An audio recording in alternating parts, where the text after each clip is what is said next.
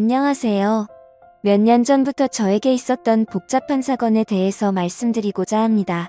저는 지금으로부터 정확히 3년 전 친구들과 나이트클럽에 가서 아주 경이로운 한 사람을 만나게 됩니다. 바로 나이트클럽에서 열심히 춤을 추고 있는 한 여자였죠. 3년 전 이맘때쯤이라는 걸 정확히 기억하고 있는 이유는 그때 그 일이 저에게는 너무나도 행복했던 기억이기 때문입니다. 그녀는 친구들과 함께 온 것으로 보였는데 유독 빛나던 그녀의 모습을 오랫동안 지켜보면서 다른 남자와 춤을 추고 부킹까지 하는 모습까지 훔쳐봤습니다. 웨이터들에게 이리저리 끌려다니는 그 매력적인 여자의 모습이었지만 조금 느낌이 달랐던 부분은 굉장히 노련하게 보였다거나 할까요? 한 번쯤 친구들과 일탈을 하기 위해서 온 것이 아닌 적극적으로 웨이터들에게 끌려다니며 부킹하는 모습이나 남자들과 춤을 추며 진심으로 즐기는 모습을 봤습니다. 그때는 그런 그녀가 화끈해 보여서 좋았고 욕심이 났어요. 저는 그런 그녀를 보면서 친구들과 함께 테이블에 앉아 술을 마시고 있었습니다. 당시의 나이트 안에는 사람이 정말 많았는데 그 여자만큼은 아주 선명하게 잘 보이더군요. 뭐라고 표현해야 할지 모르겠다는 생각이 들 정도로 아름다워 보였습니다. 저와 제 친구들은 그 여자 무리를 보며 완전히 꽂혀버렸고 합석을 한번 도전해보자고 이야기를 꺼냈습니다. 그녀는 친구를 포함해서 3명이었고 저의 무리도 친구 포함해서 3명이라 같이 합석해 놀자며 들이댔습니다. 친구들은 그냥 가볍게 생각하는 것 같았지만 제 눈에는 그 여자가 너무나 예뻐 보여서 도저히 놓치기 싫더라고요. 그 여자들도 저희가 싫지 않았는지 합석하자는 제안에 알겠다고 대답했습니다. 그때 제 친구들과 그녀의 친구들은 정말 많은 술을 마시고 밤새 재미있게 이야기하며 놀았습니다. 헤어질 때쯤에는 번호 교환에 성공했고 그 이후로도 계속해서 그녀에게 연락하면서 사귀자고 직진했고 사귄 후에는 나이트에서 봤던 화끈했던 그녀와 다르게 조신하고 참한 모습에 결혼까지 하자고 몰아붙였습니다. 도저히 후진이라는 게 없었습니다. 그녀만 생각하면 제 안에 있는 피가 끓어오르는 기분이었고 오직 직진밖에 할 수 없었죠. 저희는 그렇게 뜨겁게 사랑했고 결국 깊은 사이가 될 수 있었습니다. 저는 그때도 친구들과 어쩌다 한번 가보게 된 것이고 평소에는 나이트 클럽을 가지 않는 스타일입니다. 그러나 제 아내는 노는 걸 워낙에 좋아해서 그런지 나이트를 자주 가고 싶어하는 여자였습니다. 처음 그녀를 나이트에서 봤을 때부터 그 노련함이나 잘 노는 분위기가 심상치 않았는데 역시나 그렇게 노는 걸 어마어마하게 좋아하는 사람이더군요. 주변 사람들은 나이트 클럽 좋아하는 여자랑 결혼하는 건 좀 그렇다며 굳고 반대를 하는 분들도 많았습니다. 당장에는 문제가 안 되지만 나중에 그런 것 때문에 반드시 문제가 생긴다면서 말이죠. 하지만 저는 그녀를 좋아하는 마음에 결혼까지 추진하는 과정을 멈출 수 없었고 그런 아내의 모습까지 좋아서 결국 결혼까지 했습니다. 그리고 나이트 클럽에 좀 가면 어떻습니까? 나이트에 간다는 것 자체가 바람이라고 볼 수도 없는 것이고 알아서 조심하면서 놀면 되지 않겠냐고 안일하게 생각했습니다. 솔직히 말씀드리면 저도 과거가 그다지 깨끗하지만은 않은 편이니까 말이죠. 솔직히 털어서 언제 안 나는 사람은 없는 거 아니겠습니까? 취미가 무엇이냐에 따른 차일 뿐이지 나이트에 가면 사고치고 나이트 안 가고 다른 모임 나가면 사고 안 칩니까? 산악 모임에만 나가도 불륜이 천지라고 하는데 그렇다고 사람이 집에만 처박혀서 살 수도 없는 노릇이잖아요. 아무튼 저는 이런 생각을 가지고 그녀와 결국 결혼을 했고 1년 만에 예쁜 딸을 낳아 키우고 있었습니다. 결혼 후 아내는 가정과 육아를 성실하게 돌봤습니다. 저도 열심히 돈을 벌어 아내에게 가져다 주었습니다. 회사 일로 바쁘긴 했으나 아내가 이해해주리라 믿었습니다. 아내는 산후 우울증과 육아 스트레스로 힘들어하긴 했으나 그럴 때마다 나이트 클럽 좀 다녀오면 안 되냐고 물었습니다. 가서 미친 듯이 흔들고 가볍게 몇 장 걸치면 답답했던 마음이 뻥 뚫릴 것 같다고요. 저는 몰래 가지 않고 남편인 저에게 허락을 구해줘 고맙다고 했지요. 그때 나이트에서 만났던 친구들과 간다기에 저는 가라고 했습니다. 솔직히 말해 뭔 짓을 할 여자는 어떻게 막아도 하고 안 할 여자는 남자들이 많은 나이트 클럽에 던져놔도 안 합니다. 그리고 부부 사이에는 믿음이라는 게 중요한 만큼 육아에 지친 아내를 배려하고자 했습니다. 그리고 제 아내는 어디 가서 사고 칠 만한 사람이라고 생각을 하지 않았거든요. 저랑 만났을 때에도 사고 치지 않고 건전하게 놀았기 때문이죠. 제 아내에게는 여동생이 한 명 있는데 다행히 처제도 제 아내를 많이 도와줬습니다. 결혼 후에 임신한 아내를 옆에서 많이 돌봐주고 출산 후에도 든든한 지원군이 돼주는 처제가 참 고맙기는 하지만 사실 이 처제가 처가 되기에서는 고민 그 자체였습니다. 지금까지 시집을 가지 않고 노처녀로 남아있는 처제의 혼인 문제는 늘 집안에서 화두가 될 정도의 문제였고 장모님과 장인어른 입장에서도 얘가 언제쯤 시집을 갈 수 있을지 늘 걱정을 하셨습니다. 지금까지 번듯하게 뭐 하나 해놓은 것도 없고 인물도 그다지 뛰어난 편이 아니라 누가 데리고 가기나 하겠냐며 말이죠. 저는 처제에게 좋은 남자를 소개시켜주는 게 어떨까 싶어서 한번 물어봤습니다. 그러자 처제는 자기는 원래 결혼을 하지 않고 살고 싶었는데 언니가 애 낳고 행복하게 살고 있는 모습을 보니까 자기도 요즘에는 너무 결혼이 하고 싶어졌다며 결혼하고 싶은 생각이 조금씩 들기 시작한다고 했습니다. 그래서 저는 처제에게 친한 친구를 소개해 주었습니다. 하지만 처제는 생각보다 굉장히 숙맥이라서 태어나서 남자도 한 번 사귀지 않았고 나이트클럽조차도 가본 적이 없는 사람이었습니다. 제 아내와는 완전 반대였죠. 처음엔 처제가 내숭을 부린다고 생각했는데 알고 보니 32살이라는 지금 나이까지 공부만 하고 살았다네요. 취업 후에는 집과 회사만 오갔고요.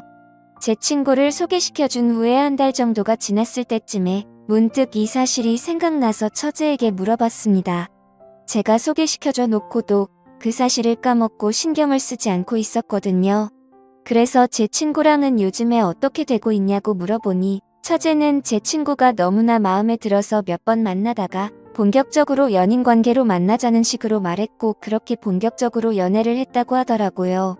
근데 문제는 사귄 지 2주 만에 헤어졌다는 겁니다. 저는 처제에게 자세한 이야기를 들어봤는데 친구 녀석이 완전히 쓰레기처럼 행동을 한 것 같더라고요. 그래서 저는 곧장 친구에게 연락을 했습니다. 우리 처제가 너한테 무슨 잘못을 해서 그렇게 쓰레기 같은 행동을 했냐고 했더니 완전히 펄쩍 뛰면서 오해하지 말라는 겁니다. 친구는 처제와 만나면서 있었던 일을 자세히 해주더라고요. 외모는 마음에 드는데 성격이 너무 부드러워서 재미가 없고 마음이 여린 사람이라는 게 티가 나서 상처 주지 않을까? 늘 걱정이었는데 진짜 별것도 아닌 걸로 울면서 전화가 오고 집착도 심해서 너무 힘들었다고 하더라고요. 연락이 1시간만 안 돼도 바로 전화가 오고 어떤 날에는 자고 일어났더니 전화가 20통 넘게 와 있고 지금 뭐하냐 누구랑 있는데 답장을 안 보내냐면서 소리를 지르기도 한다는 겁니다. 게다가 회사에서 회식하는 거 가지고 거기에 여자가 있니? 옴니 회사에서 여자 동료들하고 친하게 지내지 말라면서 으름장을 놓기도 하고 아주 피곤해 죽겠다고 하더라고요. 생각해보니 제 친구가 좋아하는 여자 스타일은 조금 남자 같은 면이 있는 털털한 여자입니다. 그렇게 만남을 이어가다가 좋아하는 마음이 식어버려서 남자가 이별 통보를 했는데 처제는 여전히 제 친구에게 마음이 남아있었고 연애 경험이 별로 없는 여자라 그런지 상처 아닌 상처를 받게 된 처제를 옆에서 지켜보며 열심히 위로해줬습니다. 요즘 같은 세상에 이렇게 남자를 모르는 여자도 있구나 싶으니까 한편으로는 귀엽기도 하면서 한편으로는 굉장히 답답하더라고요. 전혀 쿨하지 못한 처제를 보니 참 피곤한 성격이라는 생각이 들었고 왜 지금까지 남자들을 만나지 않고 사는지 훤히 보이는 느낌이라고 할까요? 그래서 참 답답했습니다. 근데 진짜 문제는 소심한 처제가 아니라 그걸로 난리를 치는 장모님이었습니다.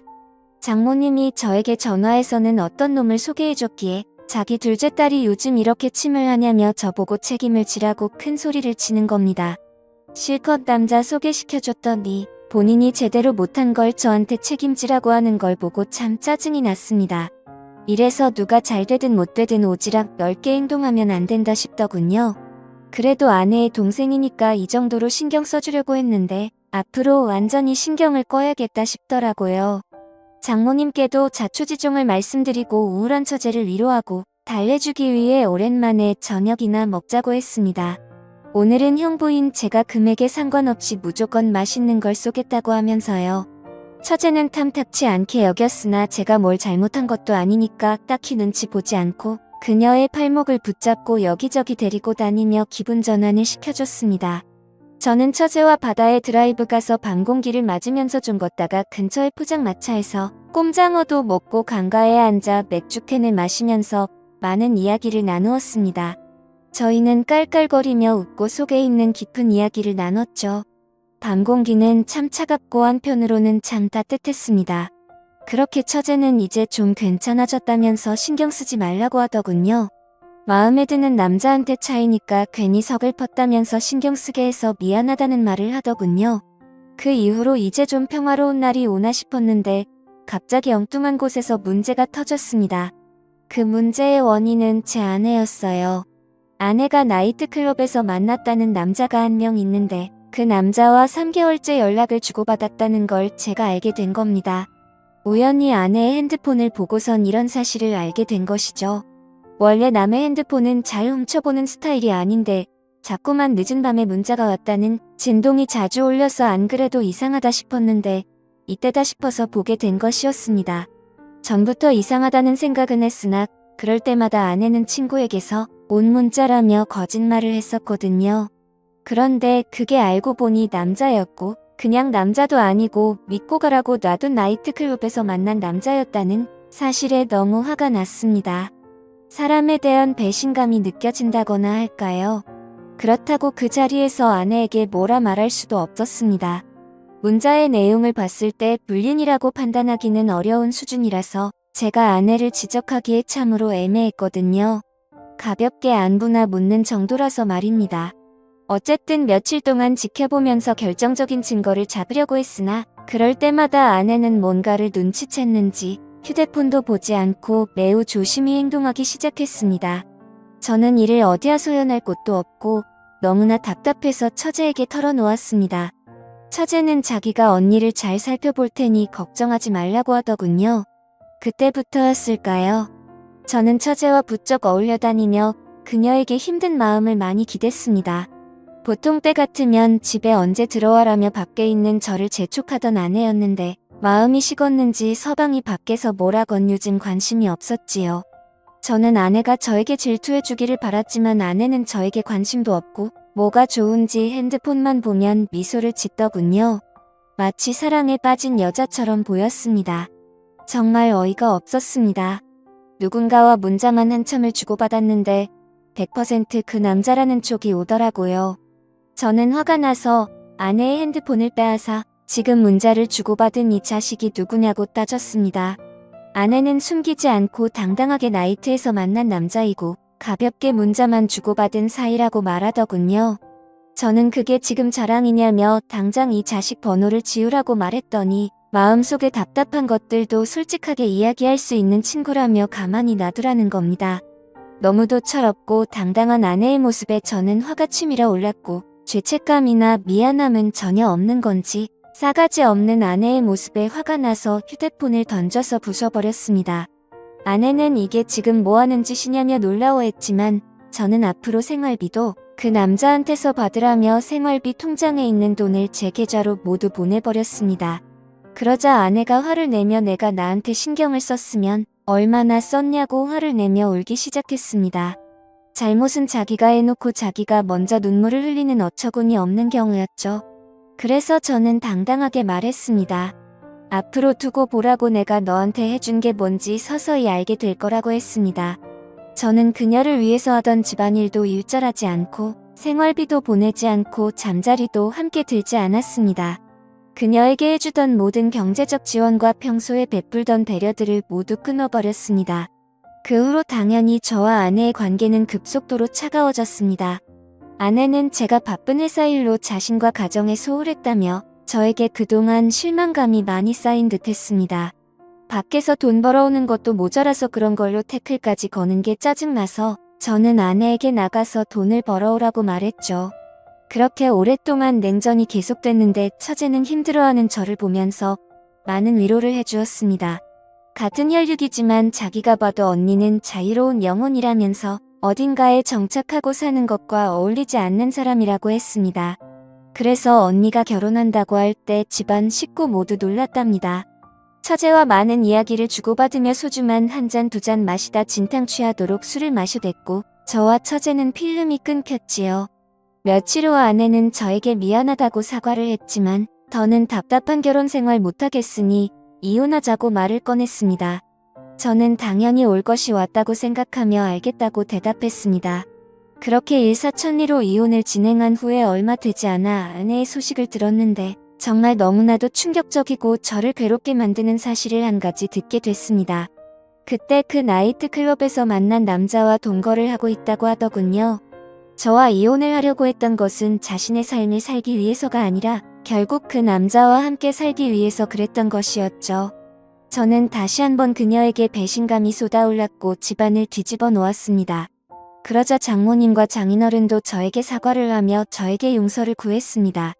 근데 그런 일이 있게 된 지 하루 만에 처제가 제 아기를 가진 것을 알게 되면서 이제는 제가 장모님과 장인어른에게 사과해야 하는 상황이 왔습니다. 아마 전쟁터도 이보다 더 난장판은 아닐 거라는 생각이 들 정도로 복잡한 상황이 계속 터진 것이죠.